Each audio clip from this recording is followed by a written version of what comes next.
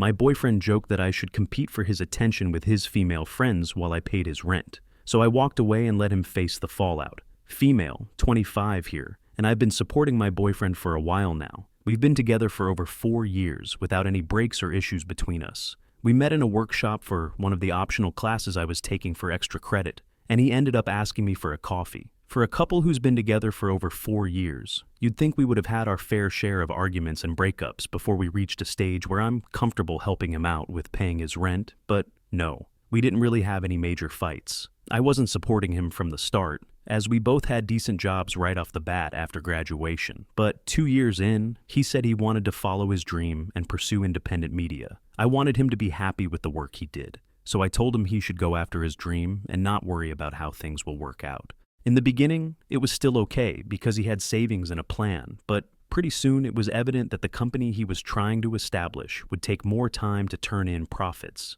He had used all of his savings and invested everything he got from the sponsors into his company. It came to the point where he was due for rent for over 3 months, and that's when he asked for my help. As soon as I found out, I told him he doesn't have to worry about finances, and I'll support him until he starts making some profits. Him moving in with me wasn't an option because he had started the company from his home instead of renting out an office space. That's how he ended up with me supporting him. It was all okay until recently when I noticed a change in his behavior. His workouts are extending day by day, and on more than one occasion, we've gone for a week without talking, texting, or seeing each other. As much as I understand being engrossed in one's work is important, I do think that a healthy work-life balance is important in a relationship. So last Saturday, I took an early day off and went over to his office, in the hopes that I'll be able to get him away from his desk and get some fresh air. I rang the bell and one of his friends let me in. They're all in the same field, and he had hired his friends to work for him as freelancers. She made a face after seeing me, and it put me on edge.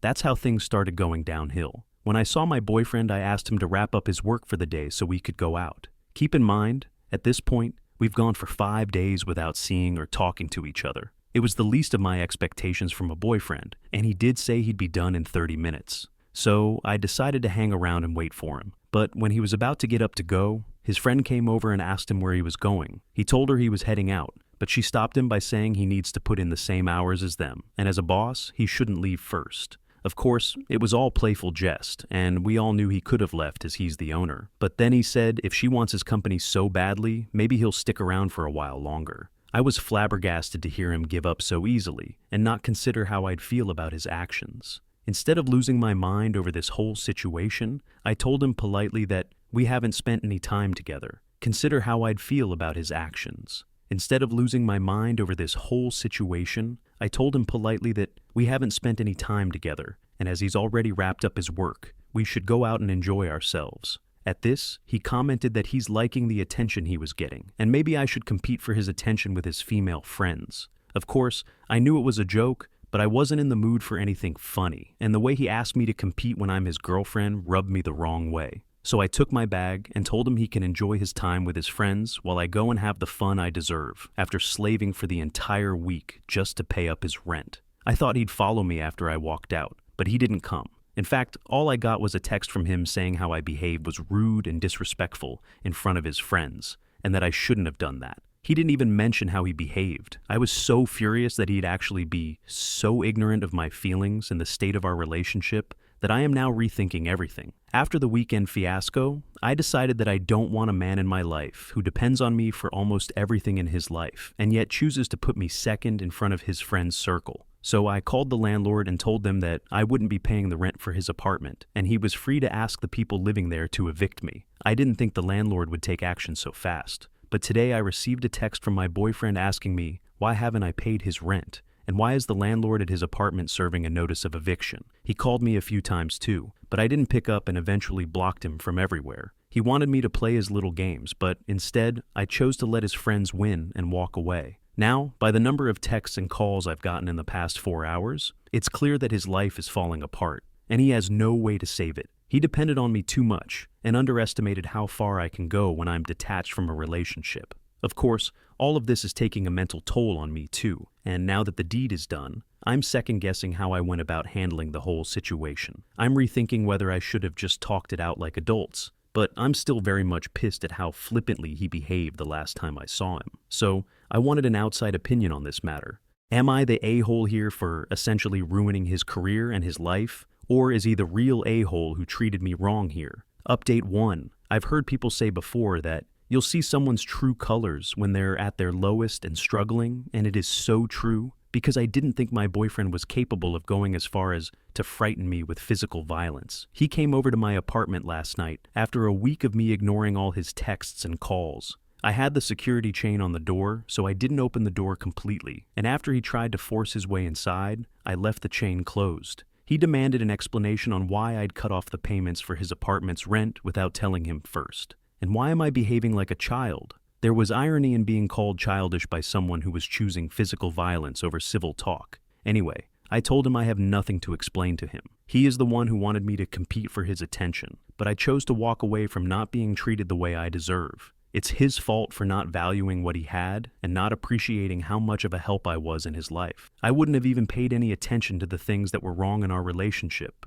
if not for him blatantly voicing out loud what he thinks of me and where I stand in his life. That just got him more riled up, and he started to reach out for me to harm me in some way, but I backed off and closed the door. He kept banging on the door for another 15 minutes until I told him I've called 911, and if he doesn't go away, he'll be going to jail. I'm very scared right now because, for the first time in all our time together, I have realized I don't know the limits he could go to. If anything happens, at least these posts and updates are on account of my side of the story. Update 2. My ex-boyfriend has been following me for a while. Actually, following is putting it mildly. He's turned into a crazy stalker, and I'm scared to even go out. I noticed a few weeks ago that he's everywhere I go, and based on pure intuition, I started going around in pairs. I called some of my closest friends, and they were ready to help me out. We eventually figured out, through keeping an eye out, that my ex is following me from my home to work and waiting at a nearby cafe until I'm done. Then he follows my route back home and just stays in the neighborhood park. Yesterday, I confronted him about his behavior.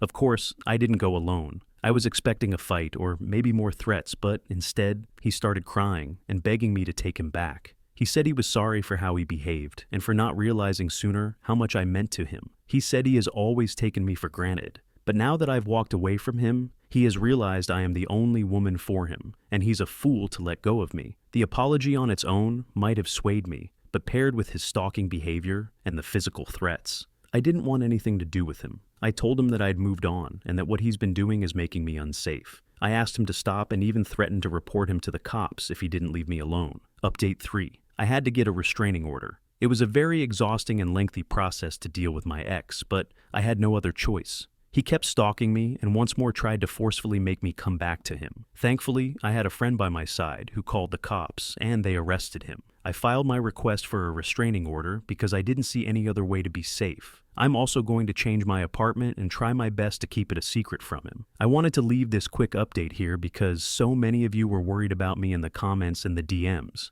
I'm alright, and for now, it seems like my ex is behaving himself. He got bailed out by someone and hasn't shown up anywhere near me. So I think that's a good start, but I'll still be very careful. NTA, you're not the a-hole. Your boyfriend sounds incredibly immature, and he needed his ass to be dumped to realize what's important in life. But you can do a lot better than him. You're still young, so don't waste your energy on people who don't deserve it. NTAOP is not the a-hole for making the boyfriend realize who exactly he's playing with. I think your mistake was supporting him financially and letting him believe that just because you're dating, he could do anything. But better late than never. What you did was the right thing. And if I was in your place, I would have done the same thing. I am the drama this week. I, 16 female, got myself kicked out of Sunday school at my stepdad's church this weekend. My mom married Brad earlier this year. He has 4 kids, 12 female, 10 male, 9 male, 7 male, that are with him most of the time. And to say their family is religious is like the understatement of all time.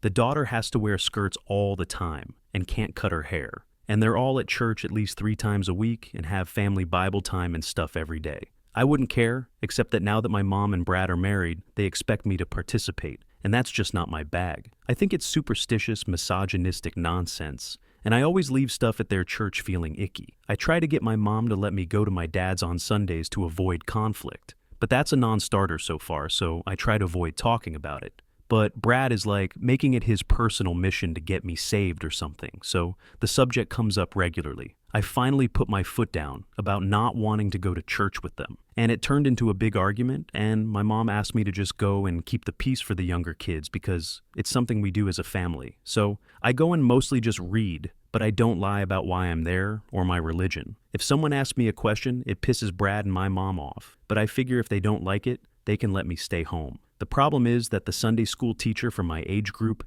is a real piece of work and thinks we're all stupid because we're teenage girls. So he likes to go into a lot of biblical Greek translation stuff to make himself look smart. The only thing is, he's almost always totally wrong. My dad sends me to private school, and I took 2 years of ancient Greek, taking Latin now, and I know he's bullshitting people. So I brought an interlinear New Testament and a Koine Greek dictionary with me this week, and when he got started, I corrected him. Not mean, but just like, wow, that's not what it says here at all. Can you explain more? And, oh, that's weird because that's not how Brill defines that word. Dude was turning red by the end of it and asked me to stop interrupting, so I just shrugged and said I was trying to learn. He told the pastor, and the pastor told Brad that I'm not allowed to come to Sunday school anymore because I'm disrespectful. So Brad and my mom are mad and want me to apologize for derailing class instead of just getting through quietly. But I don't know. I TA, update edit, people keep asking me how it turned out. So here's how it is now.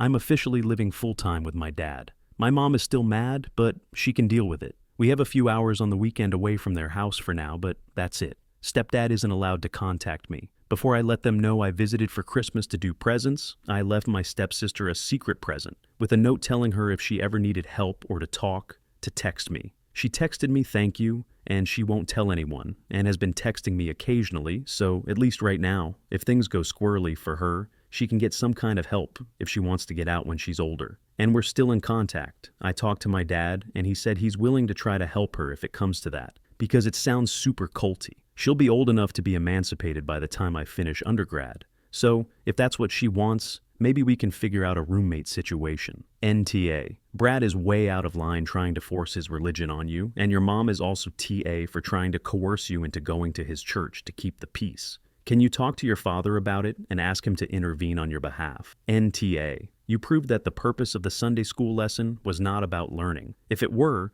the teacher would have been happy to have a discussion with you.